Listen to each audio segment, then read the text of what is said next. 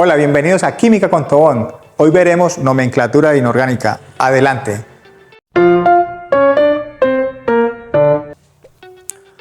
Bueno, en este ejemplo nos dan el nombre o la nomenclatura que es dióxido de azufre y lo tenemos que convertir en fórmula.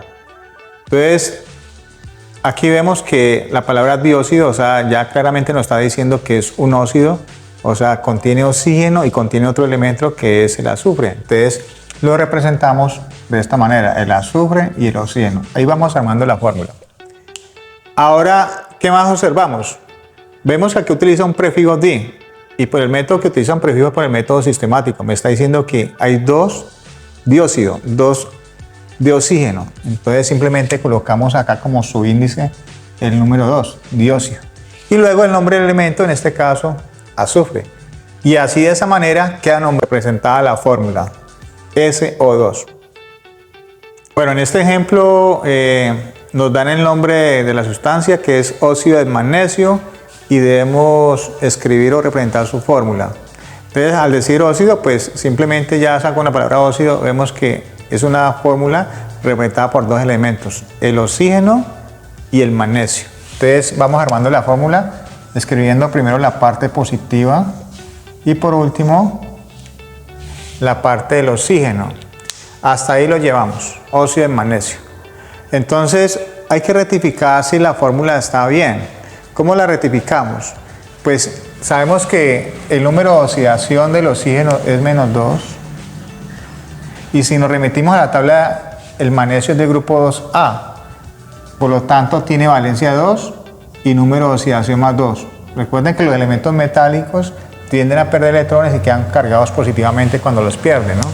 Entonces, ya mirando esta representación, vemos que las cargas positivas son equivalentes. Acá es +2 y acá -2, por lo tanto queda neutro. Cuando queda neutra, quiere decir que la fórmula está bien. Por lo tanto, su fórmula es MgO y este número de oxidación es para constatar de que nos quede bien. Entonces queda representado de esta manera.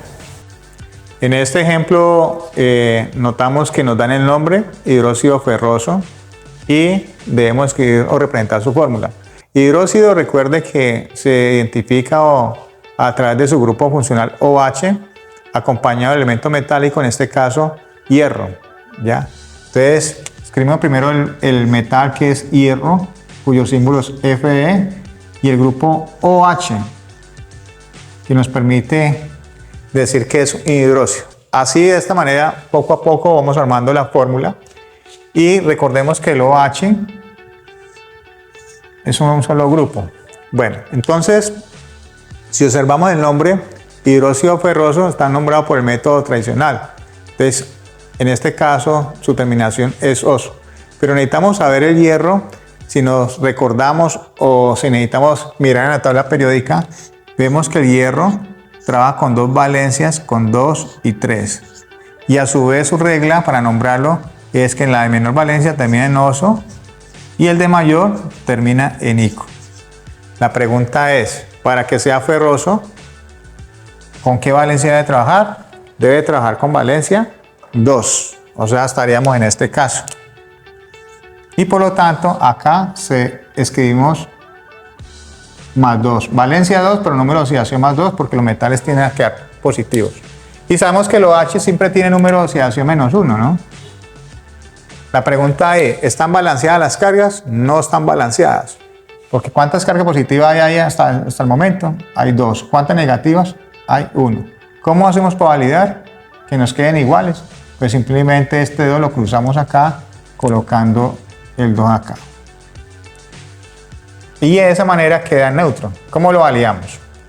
2 por -1 me da -2. Cargas negativas. Y aquí hay 1 por +2 sería +2. Cantidad de cargas positivas igual a cantidad de cargas negativas para que me dé 0. Entonces realmente la fórmula sería FeOH2 que corresponde a hidróxido ferroso. Entonces recordemos, los números de oxidación es para establecer que la fórmula nos quede bien. Pero realmente la fórmula sería esta, hidróxido ferroso, FeOH2.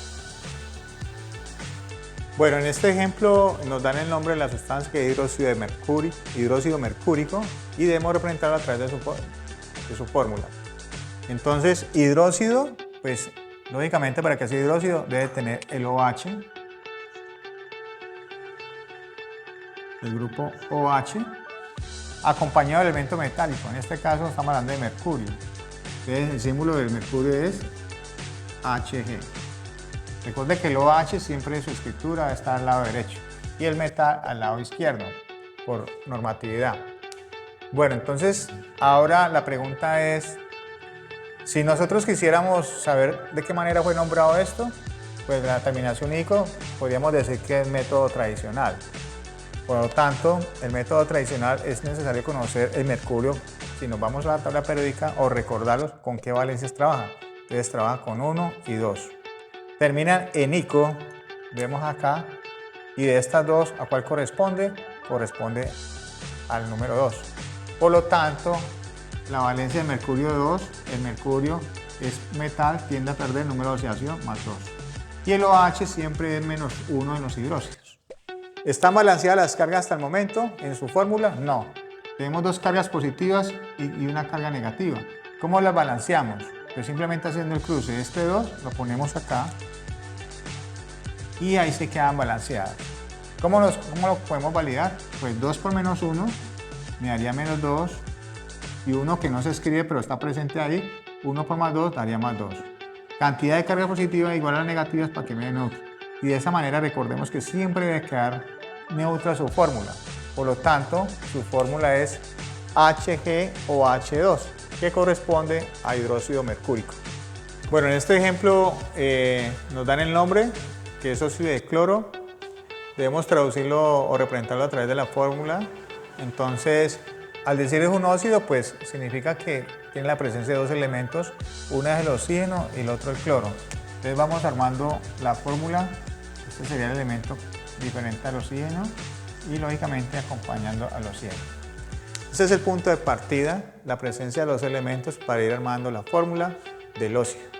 Aquí vemos claramente el número romanos que fue nombrado por el método Stock, por Alfred Stock, un alemán, donde lógicamente, hablando un poquito de historia, pues él diseñó ese método de una forma más sencilla. Entonces, el óxido de cloro 1 me está diciendo que el cloro tiene valencia 1. Entonces trabajamos con valencia 1 el cloro acá. Y recuerden que la parte de izquierda es positiva y la parte derecha es negativa, pero los oxígenos, los óxidos siempre menos 2. Y vemos claramente ahí que no están balanceadas las cargas. Entonces, hacemos el balanceo, este 1 va acá, pero no se escribe. Estoy haciendo la tarea completa acá para que ustedes lo puedan visualizar. Y este 2 lo hago acá. Pero realmente esto no debe aparecer, sino que se sobreentiende que ahí va el 1. Por lo tanto, la fórmula del óxido de cloro 1 sería de esta manera.